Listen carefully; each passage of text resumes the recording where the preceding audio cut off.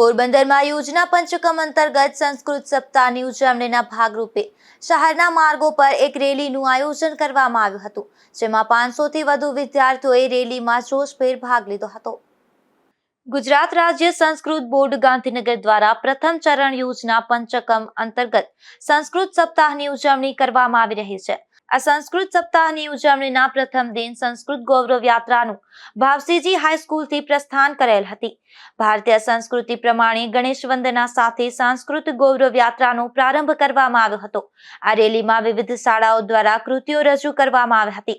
પ્રાચીન વેશભૂષામાં વિદ્યાર્થીઓએ વિવિધ ઋષિ મુનિઓ બન્યા હતા, તેમજ પ્રાચીન ગ્રંથો જેવા કે ચરક સંહિતા અને પ્રાચીન ગ્રંથોમાં વિજ્ઞાન અને ગણિત વિશેની થીમ પર પ્રદર્શન કર્યું હતું।